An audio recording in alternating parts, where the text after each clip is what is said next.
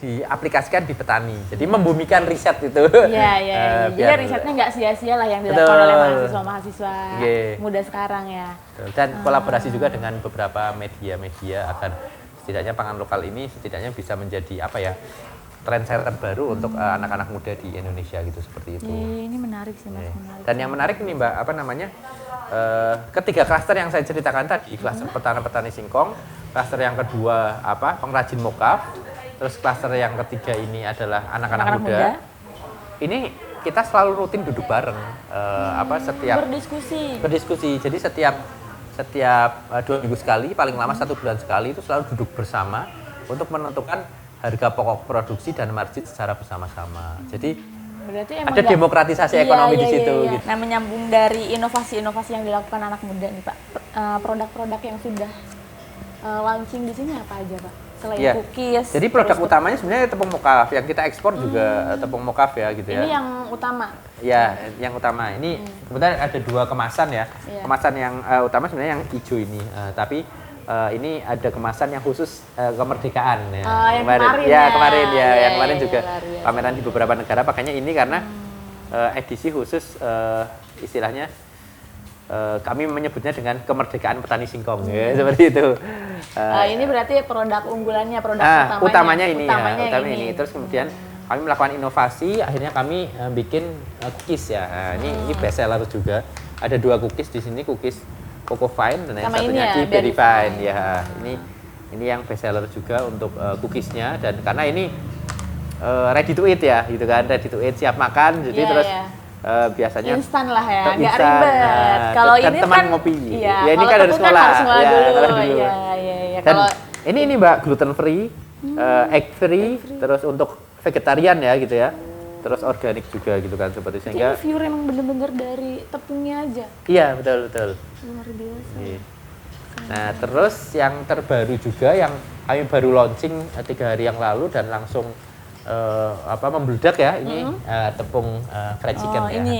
Ya, ini tepung fried chicken yang kami baru launching dan alhamdulillah langsung permintaannya sangat banyak gitu. Ini ada baru launching juga? Iya. Itu baru launching 3 hari yang lalu. Kalau yang sudah agak lama ini Mbak, kami punya namanya Garpa ya, sugar cassava gitu.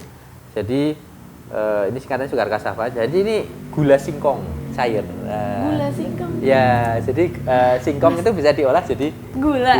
Serius Mas? Ya, dan rendah indeks glikemik gitu kan.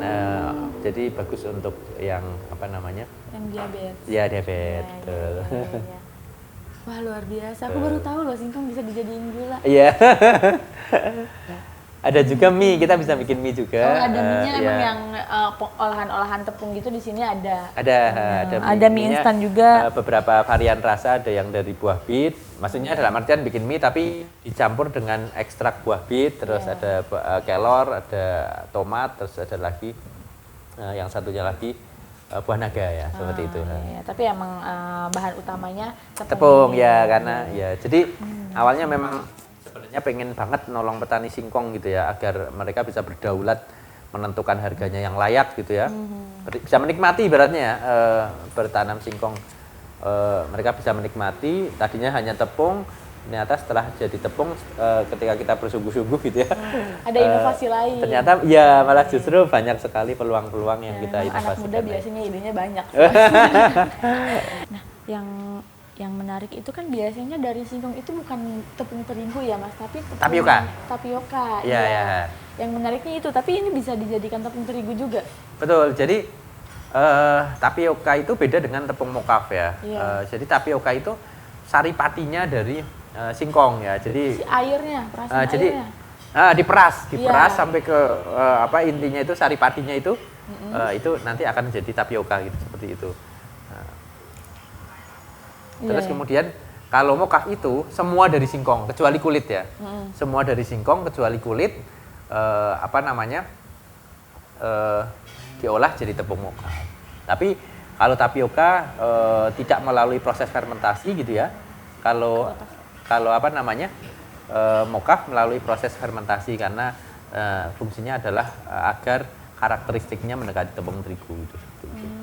Tapi tetap gluten free, rendah indeks glikemik, kaya serat dan lain sebagainya. Berarti di sisi lain untuk mensejahterakan petani juga untuk menyelamatkan perekonomian Indonesia juga ya. Iya, betul. Jadi ini merupakan suatu gerakan kedaulatan pangan lokal yang pertama untuk mengangkat kesejahteraan dan mengangkat martabat kesejahteraan petani dan mengangkat martabat singkong itu sendiri. Dan yang kedua impor terigu yang terbesar sedunia ini kan menguras devisa negara gitu. Iya. Sehingga ketika impor terigu ini berhenti, otomatis Indonesia akan lebih berdaulat dan kita tidak bisa membayangkan memberdayakan ya produk lokal produk lokal gitu. Ketika impor terigu yang terbesar sedunia ini dihentikan, kan ada jutaan petani singkong yang akan terangkat martabatnya kan, seperti itu. Nah, dengan semua yang tadi udah Mas paparkan, berarti kan udah banyak sekali prestasi nih yang dicapai sama Rumah Mokaf. Nah, kira-kira prestasi yang paling membanggakan yang bisa Mas jabarkan itu apa aja? Ya, mungkin ini yang pertama kami pencapaian kami tertinggi di tahun ini gitu ya, seperti itu.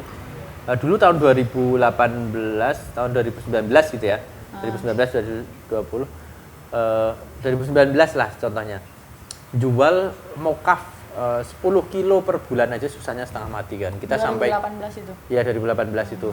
Kita sampai ke ibaratnya ke toko-toko gitu untuk menawarkan mokaf kita itu susahnya setengah mati ya untuk bisa terserap, karena ini harus butuh edukasi ke masyarakat gitu.